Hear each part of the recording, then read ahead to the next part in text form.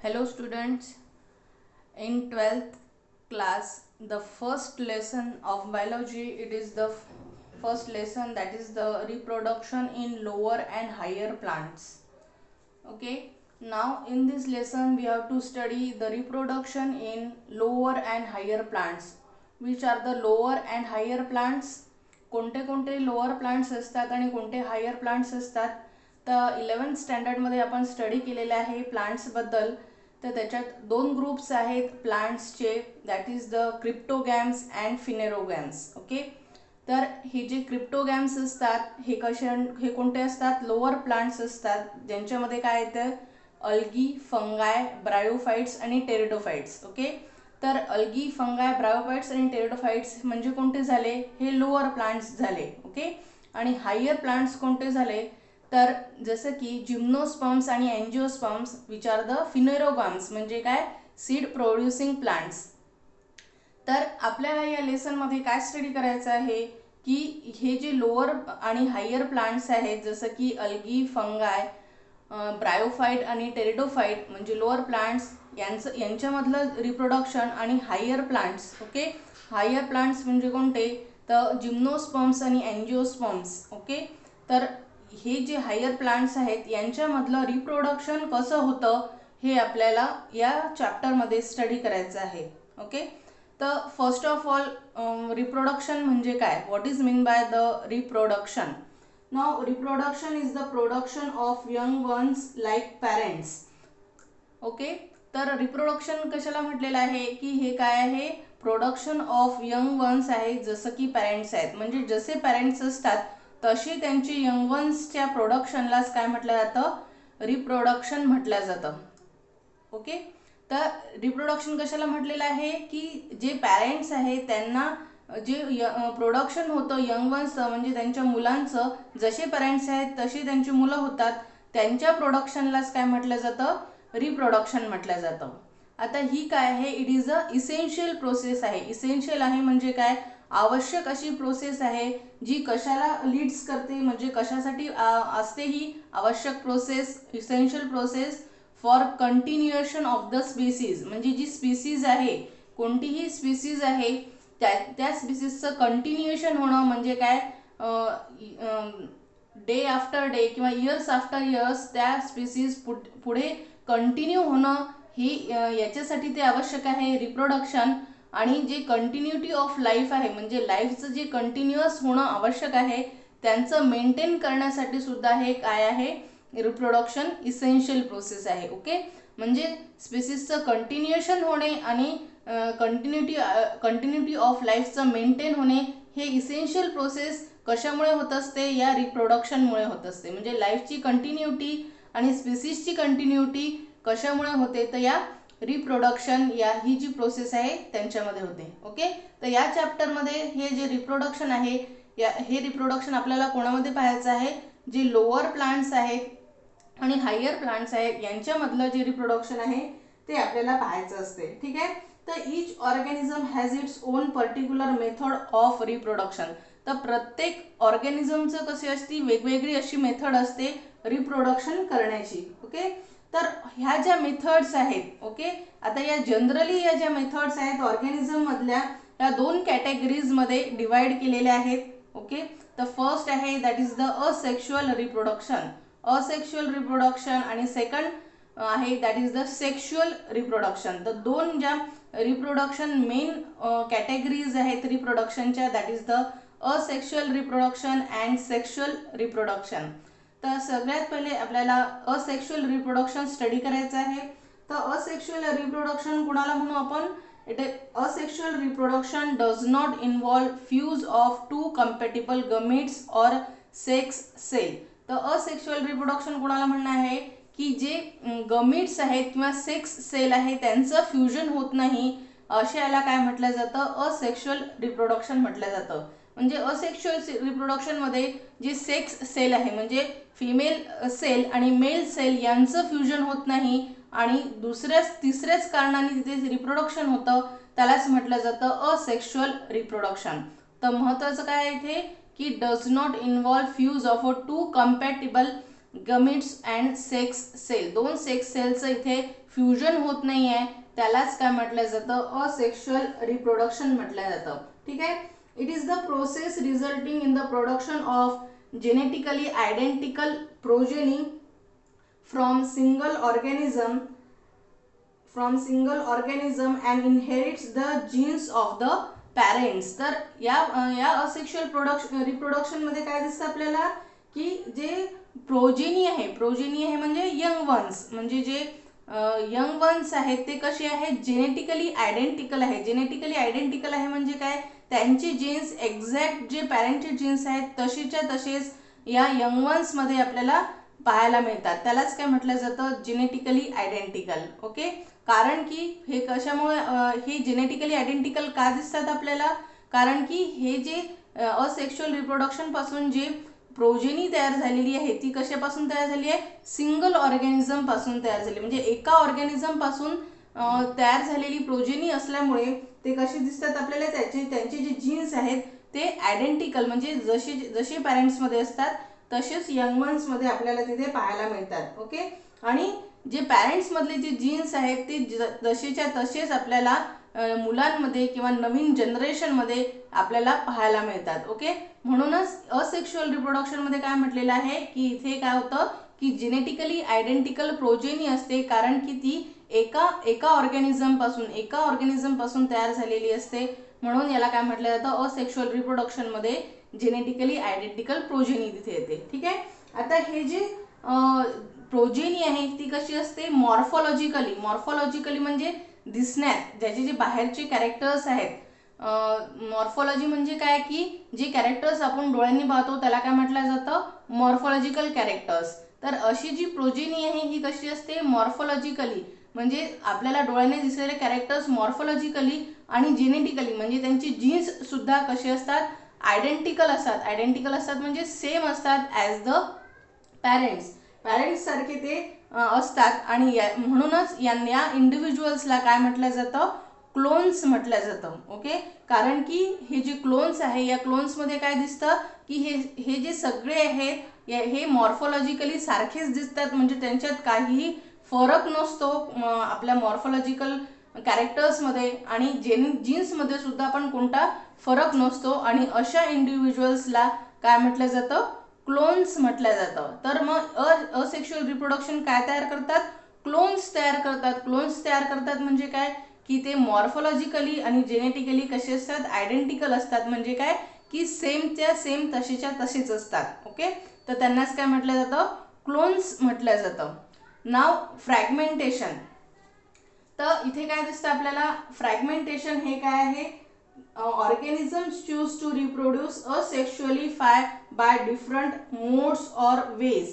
तर आता हे जे असेक्शुअल रिप्रोडक्शन मध्ये आपल्याला काय दिसतं की वेगवेगळे टाइप्स दिसतात किंवा मोड्स किंवा वेज त्याला म्हटलं जातं. तर हे वेगवेगळे टाइप्स दिसतात आपल्याला असेक्शुअल रिप्रोडक्शन मध्ये. तर कोणते कोणते टाइप्स किंवा मोड्स आपल्याला दिसतात असेक्शुअल रिप्रोडक्शनचे, फर्स्ट आहे दॅट इज द फ्रॅगमेंटेशन. ठीक आहे. त्याच्यानंतर second that is the budding ही एक असेक्शुअल रिप्रोडक्शन आहे. त्याच्यानंतर स्पोर फॉर्मेशन ही एक आहे. त्याच्यानंतर बायनरी फिशन आहे. त्याच्यानंतर कोनिडिया फॉर्मेशन आहे आणि जिम्यूल्स फॉर्मेशन आहे. ओके. तर हे जे सगळे हे काय आहेत, मोड्स आहेत किंवा वेज आहेत ज्यांच्यामुळे काय होतं, असेक्शुअल रिप्रोडक्शन होत असतं. ठीक आहे. तर सगळ्यात पहिले तर फ्रॅगमेंटेशन. तर फ्रॅगमेंटेशन मध्ये काय दिसतं आपल्याला की multicellular organisms can break into fragments due to one or other reasons. Okay.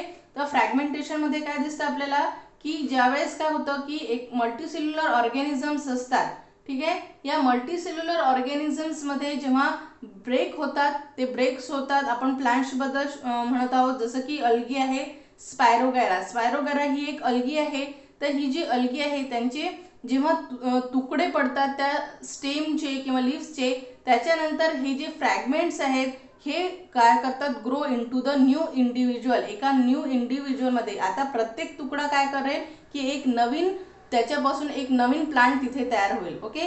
Now this is called as a fragmentation. त्यालाच काय म्हटलं जातं, फ्रॅगमेंटेशन म्हटलं जातं. म्हणजे इंजुरी झाल्यानंतर काय होईल की ते स्पायरोगॅराचे तुकडे पडतील आणि प्रत्येक त्याच तुकड्यांना काय म्हटलं आहे, फ्रॅगमेंट्स म्हटलेलं आहे. मग या एका फ्रॅगमेंट्स पासून एक नवीन इंडिव्हिज्युअल तिथे तयार होईल किंवा ग्रो होईल. याच प्रोसेसला म्हटलं जातं फ्रॅगमेंटेशन किंवा म्हणजेच काय, जे काय आहे असेक्शुअल रिप्रोडक्शन आहे. And example is the Spirogyra. Spirogyra हे काय आहे, एक अल्गी आहे.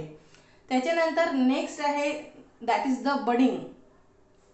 बडिंग ही पण काय आहे, असेक्शुअल रिप्रोडक्शन आहे. तर बडिंग मध्ये आपल्याला हे पहा इथे काय दिसत आहे आपल्याला, दिस इज द बडिंग. तर हे जे बडिंग आहे ही it is the most common method of asexual reproduction in unicellular yeast. Unicellular जी ईस्ट असते, ईस्ट तुम्हाला सगळ्यांना माहिती आहे. ईस्ट कशासाठी वापरले जाते, जी बेकरी प्रोडक्ट्स आहेत, केक आहेत, बिस्किट्स आहेत, यांच्यामध्ये काय टाकलं जातं, मैद्यामध्ये ईस्ट टाकलं जाते आणि त्याच्यामुळे ते आपल्याला ब्रेड किंवा बिस्किट्स हे केक जे आपल्याला पाहायला मिळतात, ठीक आहे, ते तयार होतात. तर हे जे ईस्ट आहे ही काय आहे, युनिसेल्युलर आहे. युनिसेल्युलर आहे म्हणजे काय, एका सेलनी बनलेली ही ईस्ट आहे. तर या ईस्टमध्ये आपल्याला काय दिसतं, हे जे असेक्शुअल रिप्रोडक्शन कसं झालेलं दिसतं, बडिंगमुळे तयार झालेलं दिसतं. ठीक आहे. तर इथे काय दिसतं आपल्याला की ही जी आहे ही युनिसेल्युलर ईस्ट आहे, ही पहा ही मदर सेल आहे. तर याच्यावर काय दिसतात आपल्याला, producing one or more outgrowths. हे पहा हे वन ऑर मोर आउटग्रोथ्स दिसतात आपल्याला. ही एक आउटग्रोथ आहे, हे सेकंड आणि हे थर्ड. या आउटग्रोथ्सलाच काय म्हटलं जातं, बर्ड्स म्हटलं जातं. म्हणजे हा एक बर्ड झाला, दुसरा बर्ड झाला, हा तिसरा बर्ड झाला. तर असे इथे काय तयार झालं आहे, चेन ऑफ बर्ड्स इथे तयार झालेले आहेत. ओके. त्याच्यानंतर हे जे बर्ड्स आहेत हे सेपरेट होतात. ओके. मॅच्युअर झाल्यानंतर प्रत्येक बर्ड काय होतो, हा वेगळा निघून जातो आणि प्रत्येक बर्ड पासून एक न्यू इंडिव्हिज्युअल इथे तयार होतो. म्हणजे एक नवीन ईस्ट तिथे तयार होतो. म्हणजे काय की यालाच काय म्हटलं जातं, याच प्रोसेसला म्हटलं जातं बडिंग म्हटलं जातं. म्हणजे काय, जी मदर सेल आहे ही युनिसेल्युलर ईस्ट आहे, युनिसेल्युलर ऑर्गॅनिझम आहे हा. तर एकच सेल इथे आपल्याला दिसणार आहे. तर या एकाच सेलला काय दिसतात आपल्याला की आउटग्रोथ्स आलेले दिसतात. म्हणजे बाहेर असे आउटग्रोथ्स आलेले दिसतात आणि ते आउटग्रोथ्सलाच काय म्हटलं जातं, चेन ऑफ बर्ड्स म्हटलं जातं.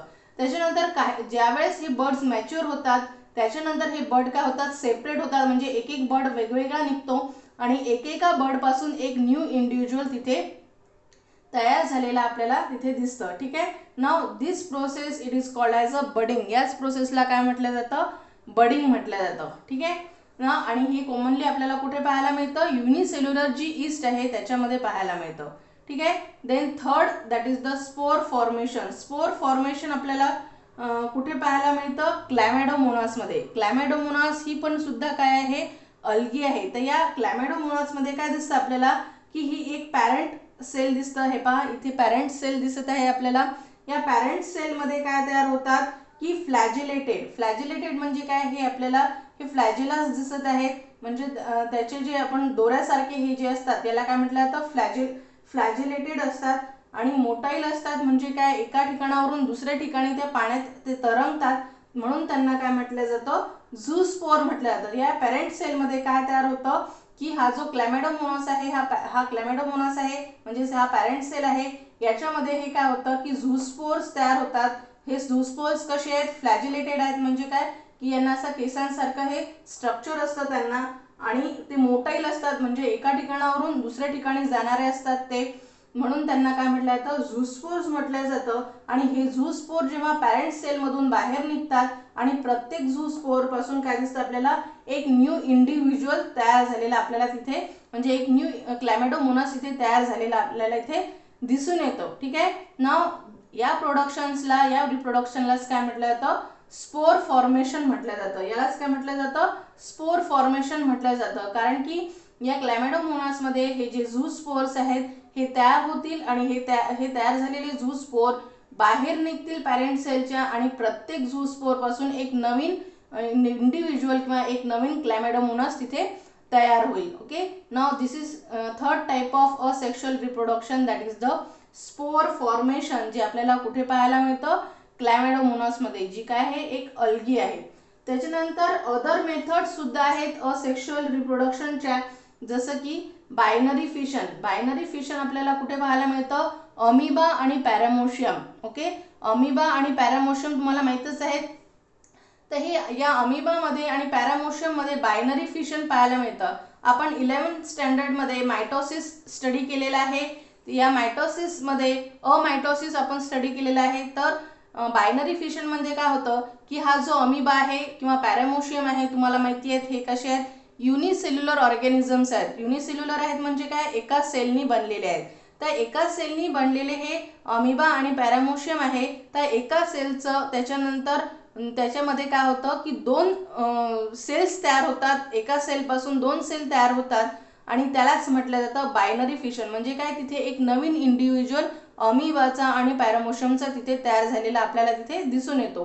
तर त्याच प्रोसेसला काय म्हटलं जातं, बायनरी फिशन. म्हणजे काय की एका सेलपासून दोन सेल्स तयार होतात आणि हे दोन सेल्स म्हणजेच काय की दोन नवीन इंडिव्हिज्युअल तयार झाले अमिबाचे किंवा पॅरामोशियमचे, यालाच काय म्हटलं जातं, बायनरी फिशन म्हटलं जातं. ठीक आहे.